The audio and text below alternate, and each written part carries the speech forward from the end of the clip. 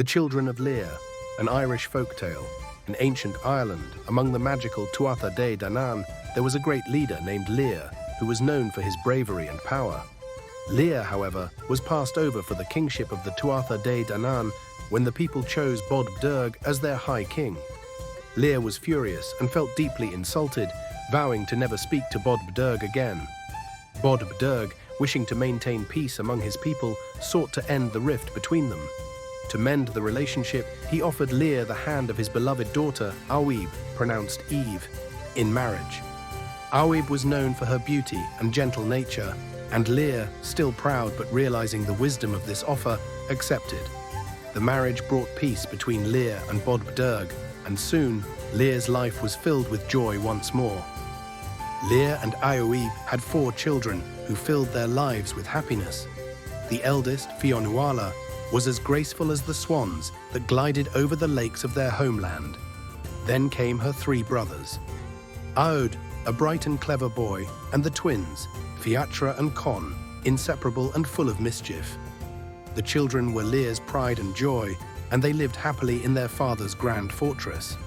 However, sorrow touched Lir's life when his beloved wife, the children's mother, passed away. Her death left a great void in his heart, and although his children helped ease his grief, Lir could not bear to be alone. To mend his broken heart, Lir married again, taking as his new bride Aoife, another of Bod's daughters. A woman of great beauty and skill, but also with a cold and envious heart. For a time, all was well in Lir's house, but Aoife grew jealous of the love Lir had for his children.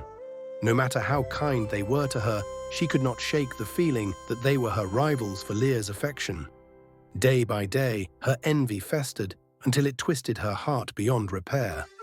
One day, Aoife, driven by her dark thoughts, devised a wicked plan to rid herself of the children. She invited the 4 of them on a journey to visit their grandfather, Bod Bderg, the High King of the Tuatha De Danann. With no reason to suspect her, Fionnuala and her brothers gladly followed her to the shores of Lough Derravaragh, a beautiful lake that stretched like a mirror beneath the sky. As they reached the water's edge, Aoife's smile faded. She raised her arms, and with the power of dark magic she had learned in secret, she cast a dreadful spell. A fierce wind began to blow, and before the children could understand what was happening, they felt their bodies changing. Their limbs grew slender, their hands and feet turned into wings, and in moments they were transformed into 4 beautiful swans. "Why have you done this, Aoife?" cried Fionnuala, her voice now a sorrowful melody carried by the wind. Aoife's eyes were cold as ice. "You will live as swans for 900 years, she said, her voice filled with bitterness. "For 300 years you shall remain here on Lough Derravaragh. 300 years on the harsh and stormy waters of the Sea of Moyle, and 300 years on the western sea near Inis Glora. You shall not regain your human forms until the sound of a Christian bell reaches your ears, long after our time." Horror gripped the children, but they could do nothing to resist the spell. They were trapped in their swan forms, with only their voices to remind them of the human lives they had once led. Filled with sorrow for her brothers, Fionnuala vowed to care for them. "Do not be afraid," she said. "Though we are swans, we still have each other. I will be your protector, as I have always been." The 4 swans lived on Lough Derravaragh, gliding over its still waters and singing beautiful, sorrowful songs that echoed across the land. Their father, King Lir, soon noticed their absence, and when he found Aoife, he demanded to know where his beloved children had gone. "They are gone from you forever," Aoife said coldly, but her wicked deed could not stay hidden. When King Bod Bderg learned of her cruelty, he banished her to live as an air spirit, condemned to wander the earth in loneliness for all eternity. Lir rushed to the lake, hoping to find some trace of his children. As he arrived, he heard the mournful cries of swans echoing across the water. His heart broke when he saw the 4 swans approach him, knowing their voices belonged to his beloved children. "Father, it is us," said Fionnuala, her voice trembling with sadness. "We have been cursed to live as swans for 900 years. Though we cannot return to you, we will always love you." Tears filled Lir's eyes, and he wept for the fate of his children. He built a home near the lake, and each day he would visit them, talking to them and listening to their songs. Though they could no longer embrace, their love for each other remained unbroken. The Sea of Moyle. After 300 years, the time came for the children to leave Lough Derravaragh. They flew to the cold, stormy waters of the Sea of Moyle, between Ireland and Scotland. The seas were harsh, and the winds howled as they tried to tear the swans apart. Many nights, Fionnuala wrapped her wings around her brothers to shield them from the freezing storms. The Sea of Moyle was unforgiving, and the children suffered greatly, but their bond kept them alive. One day, during their long exile on the sea, Fiachra, weakened by the cold, asked, "How much longer must we endure this?" Fionnuala comforted him, though her own heart was heavy.